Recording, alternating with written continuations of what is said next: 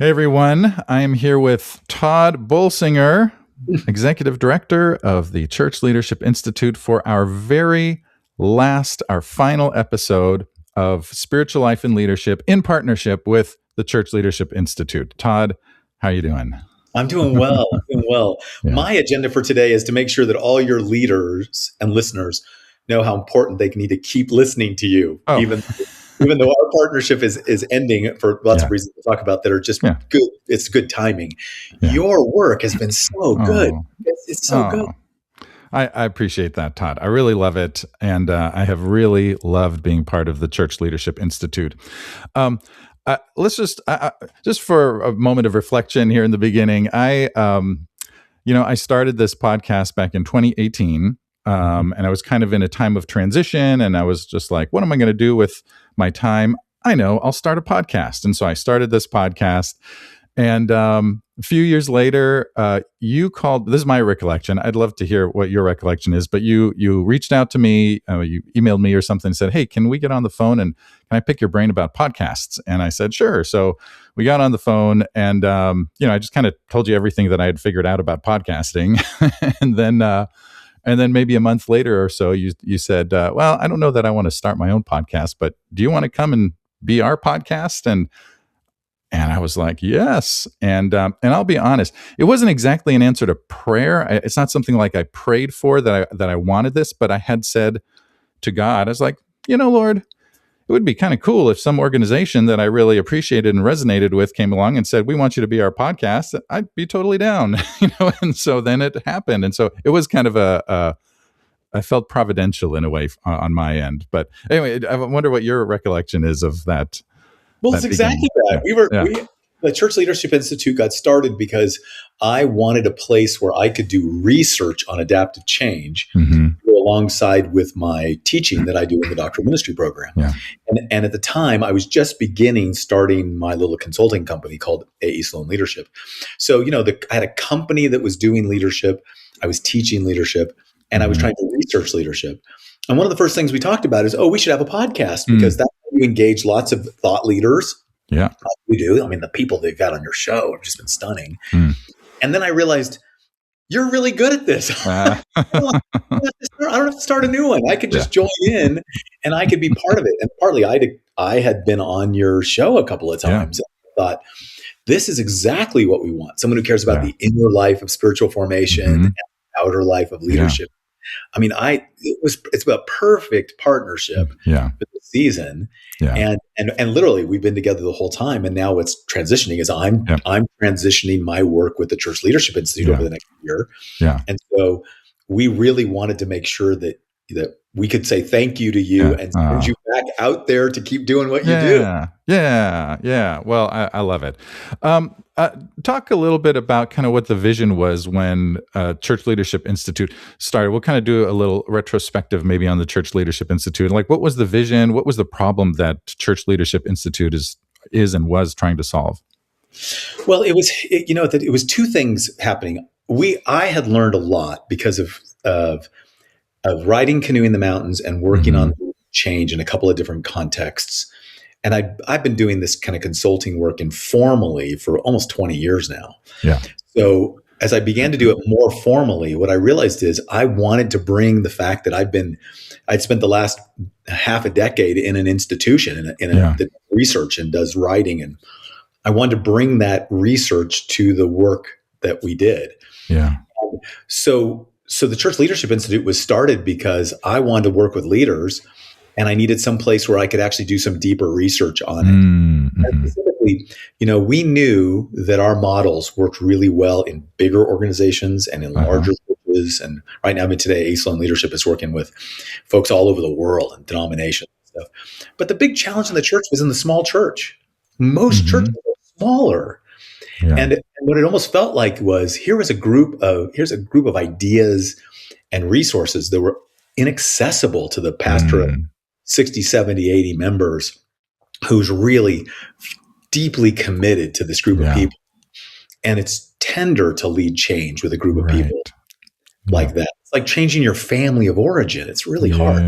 So we went and got money from two foundations that helped us and we said, we're going to explore and experiment with that. We're going to run cohorts, and we're going to have resources out there, and we're going to put stuff on the what's now called Fuller Equip. It's Fuller's lead platform, so that these are really accessible. And what we discussed, we learned a lot, not only just in giving those things and that we could deliver in those settings, but some specific learnings we got back from that that has really shaped both the work that we do at Fuller and what Fuller's going to keep doing, continuing on this research in some other forums, but also the work that our company does. Yeah.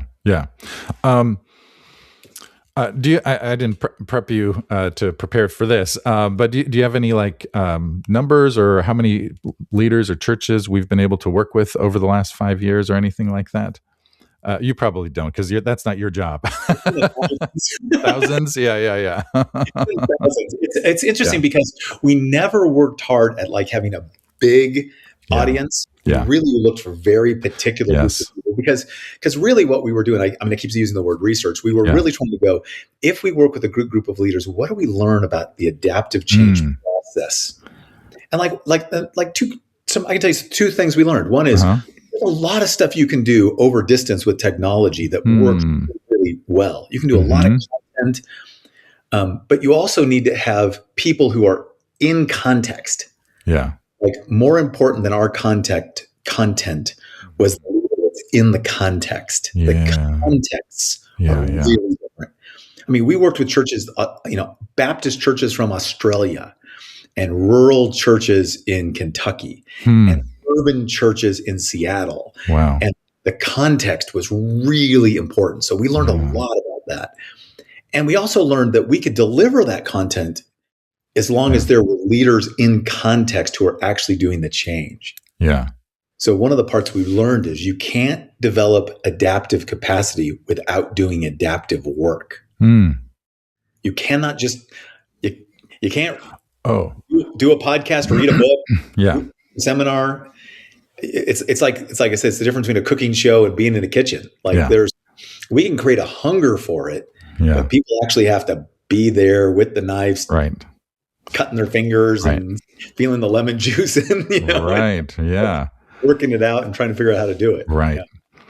Well, you can't learn to ski if you don't actually go down a slope. You can't read about or watch a YouTube video, right? You got it.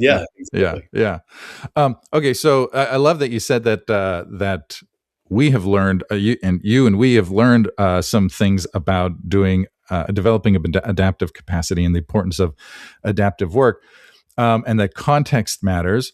Also, just kind of thinking about the landscape of our world. The church landscape has sort of shifted a lot in the last 5 years. We've had a pandemic, political division, cultural change. Are there any ways in which, in terms of that kind of a context, that your thinking about adaptive leadership has evolved, or the way that you coach, or anything around that? Yeah. So the most recent set of books we put out, the Practicing Change series, there's these 4 little books that are all different colors. That was the result of a lot of our learning. So one of the parts we learned is almost every good leader would fall into a couple of different categories of mistakes. They would keep going, and they'd made them because they were good leaders. These weren't mistakes people were messing up on. They were good leaders fall into this trap. And here's the first big one. Almost every good leader is a really hard worker. They think they can outwork every problem. Yeah. So we had pastors coming out of the pandemic exhausted. Yeah. Exhausted. I know pastors who did a Bible study every day on Zoom because they want to talk to their people. It was there. You cannot outwork a changing world. So we had to change the way people thought about leadership. And that's why we wrote the book, How Not to Waste a Crisis. The book, How Not to Waste a Crisis, it was the crisis teaches you a different way of leading, where you learn to see the shift before you solve the problem. Yeah. And that's only because we'd been through it all with a bunch of people, right? Yeah. A big part. And there's all 4 of those books hit those themes. And that's all because we were running this research group in the middle of a real time where the church was going through change. Yeah. And I would say, if there's anything, then it's not just, the only thing that's constant is change. It is the world is changing and speeding up. I mean, Yeah. not only did I not have a pandemic on my bingo card, Yeah. Right. I didn't have AI on my bingo card. Right. Right. Right. And so, so just think about since 2019, Mm-hmm. how the world has changed so dramatically. Yeah. Yeah. Politically shifts back and forth. Yeah. The rise of Christian nationalism, the Yeah. advent of AI, the number of small communities, like I'm in a resort community that exploded in population as people left cities to live in smaller towns because they could telecommute because people now live in different spots, can live anywhere. I have not been back to my office at Fuller Seminary since March 13, 2020. So, really? Yeah. Wow. I was in Pasadena yesterday for a training event at Pasadena Presbyterian Church, and I walked past your old office, and I was like, I don't think Todd's got that office anymore. I don't know if you do or not, but I haven't been there since 2020. Actually, wow. So things like I never would have guessed that. Yeah, yeah. We start realizing so much of the skill set for leaders is adaptive capacity. Your capacity to wisely adapt your core essential values to a changing environment. Yeah. Wow. That's the critical, and that's the only way you thrive. That's the only way that you bring change. That is really this profoundly. It's really about discernment. Yeah. A little soundbite that you made that I had to write down real quick was you said, and if we were doing more quick conversations, this would probably be one of them. But I wanted to ask you a little bit more about that. I love how you said it. You said you can't outwork a changing world. Yeah. Expand on that a little bit. What does that mean to try to outwork a changing world? Well, one of the things we realized was every good leader we worked with. I mean, and Marcus, I just work with really good leaders. I mean, the best part of my life today is I'm never in a meeting I don't want to be in. Every conversation I'm having is with somebody who is saying, will you work with us and help us because we have a mission we care deeply about and the world is changing. We're trying to quickly catch up. Yeah. Almost every one of them calls us after they tried their hardest to solve that problem with their old best practices. I said, they paddled really, really hard until they realized they were in a river that had no water. Wow. And then they eventually said, I'm really strong at paddling, and that's not going to I'm going to burn out my rotator cuff, lost myself and not go anywhere. So now what do I do? And that now what do I do is where we get invited in. And that's basically why we started our consulting company is that, I mean, this was great. Fuller blessed us to basically be able to start small companies where we could actually go work with organizations that needed change. And, it's interesting today, I'm still a faculty member. I'm an affiliate faculty member at Fuller. But I'm working with 5 different seminaries right now. Wow. And it's just a gift. To be able to be in a place where seminaries and universities. So next year, I'm going to speak to 5 different Christian college leadership teams. Like we're getting invited into lots of spaces because really good leaders are saying, if we keep doing the old thing, we're going to exhaust ourselves and we're not going to get anywhere. So I'd love to hear a little bit more about kind of what's next for you and what's next for CLI. CLI will continue to exist in some form. Can you talk a little bit about what's next for CLI?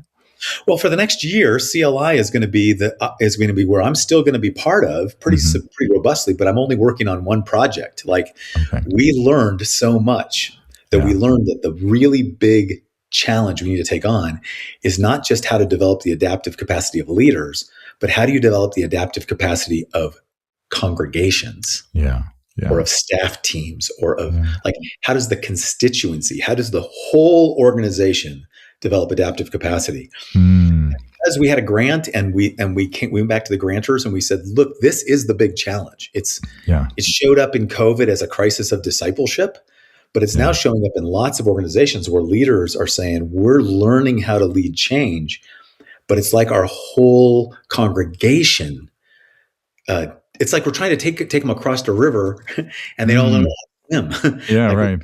we're trying to lead change with a group of people who were formed for a stable world. So how do you develop the adaptive capacity? So for the next year, I've got a grant and I'm working on that big project, and it's going to basically be the next book. Okay. And when that research is done, we're going to hand all that research over to some good folks at Fuller who've already gotten funded to basically take that research even deeper into what Fuller does and what the other centers do. So CLI will either be a seed for the rest of the leadership formation development, or it'll be we're just a small little organization, like a research think tank that is meant to divert. I mean, basically it's like the leaven in the loaf. Nice. I love that. Okay. So, and then, so you'll continue to work with CLI, and then, and you're doing research that will lead to a new book. Any spoilers in terms of what that might be? Or you're figuring it out? So the big adaptive shift we're already working on, the book's working title is called Good Soil, Holy Ground. And the big thing is the forming of people cannot happen through programs. It happens through your culture. Yeah. The most formative thing about a person is the culture it's around. It's the soil is more important than the sowing. Yeah. So even Jesus has this, if there's an incredible parable where Jesus literally talks about his word, his preaching, how 75% of the time his preaching didn't work. Because it landed on the wrong ears. Right. Yeah. So what we're talking about, the big adaptive shift, is a shift from thinking that program and resources by themselves and independent, trainings can actually form people for adaptive capacity. That actually has to happen in the work, in the culture, in the organization. And that's what we're working on now. And right now I've got a cohort of pastors. There's 10 of them from all around the country, really diverse, all doing experiments in different places. Nice. And I got 3 years of doctoral students all working on this. So we'll have lots of research to do this. And then when that ends, as that part of it comes to a place where I'll write the next book. Yeah. And then basically my time at Fuller will now then be entirely in the Doctor of Ministry program. Oh, nice. Teaching, and then I'll keep running my company, A. Sloan Leadership. Yeah. And feel free to say a little something about A. Sloan and the work that you guys do. Yeah. So it's A. Sloan Leadership. You can find us on our website. We'll be 5 years old in May. Wow. And so, and it's been a really gift that I've been able to do this alongside. I've been able to do this alongside the work of CLI. And now it's growing. I mean, our consulting work grew 54% last year. And it's growing a lot. We now have a growing team. And it really came to the place when I went to the good folks at Fuller. Many of them were people, they've been my colleagues. They worked for me. Now I work for them. And said to them, look, I want to give all the research and stuff we've learned back to you to keep you going, but it's time for me to step over into this other space. Let me finish this one last research project, and I'll hand everything over to you, and you guys will keep going. And then I'm going to just run this company. And it's a company. We're a service company. We get asked by groups to help them navigate change, and we've got wonderful clients all over the world. That's awesome. That's awesome. Well, I know that it's really good work that you guys are doing. And and I'm just, I'm glad and grateful that I've gotten to kind of walk alongside with you over these past 5 years or so in this work of CLI and even the work of A. Sloan, because I know there is overlap in terms of the kind of work that you're doing. And so it's a little bit bittersweet to bring this to a conclusion, but it has been a wonderful gift for me. When you think about the partnership maybe that we have had, podcast and CLI, what do you hope perhaps listeners would take away from our time together? Thank you. Well, the first thing I hope they'll take away is a deep commitment to spiritual life and leadership. I think you do. I mean, I want to come back on as an author and researcher, and as you will, as part of leadership. We want to be on because you have the kind of conversations that I think make an impact in the life of the church. I think you've got that real focus on the inner life, outward capacity to lead connected together that is really necessary. And you're a good interviewer. And what's great, one of the things to take away also is, you don't have to do everything. It's way more fun to be in partnership, even if it's, a few years. It's been 4 or 5 years, and we've been able to do this work together, and it's been great. And now the reason why that partnership is ending is so that Fuller can do what it wants to do next, and you can do it without hurting you. We're the very beginning. We knew this would be.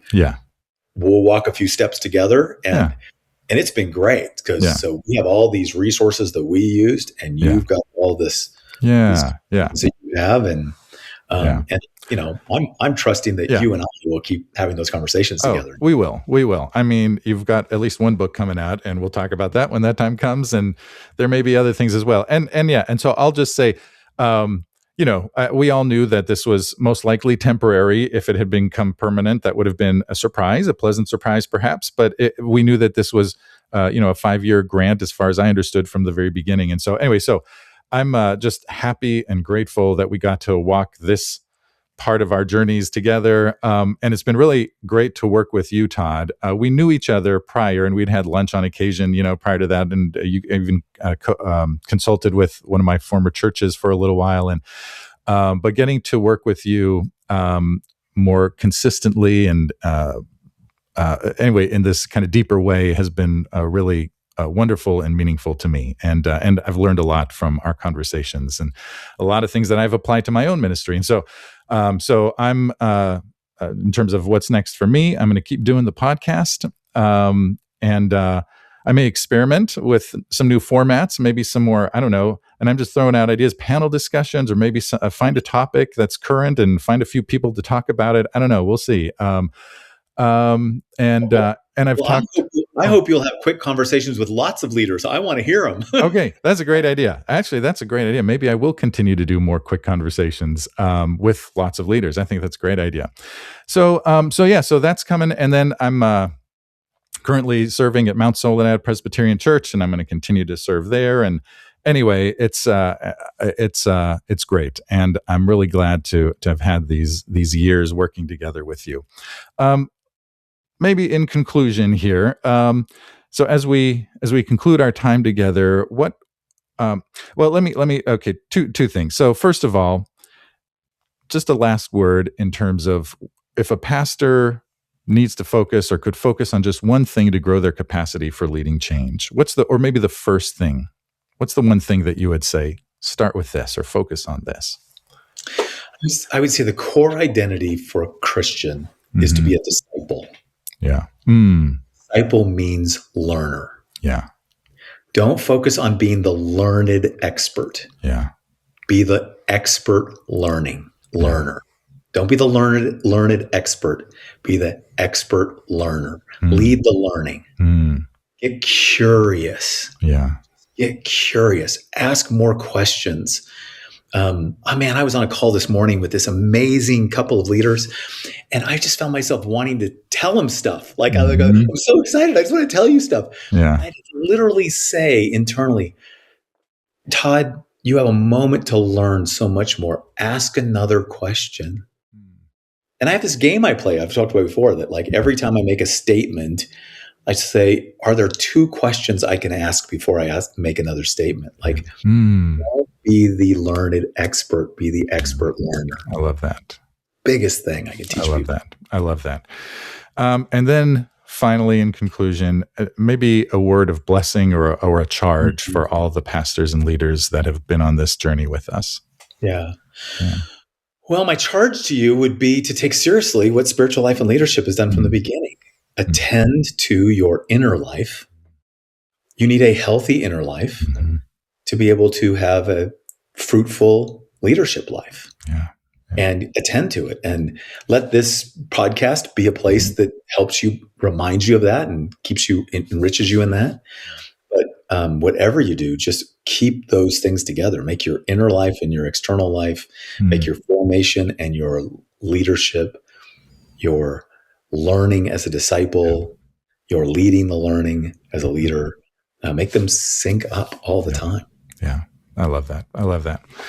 Todd, thank you. I really am grateful for you and just for the leader that you've been, even for our team, and the kindness and the clarity with which you've led. That has been really meaningful to me. And yeah, and you've set a really good example of leadership for me too. So I'm really grateful for that. So thank you. And I look forward to having you on again sometime soon. Good deal.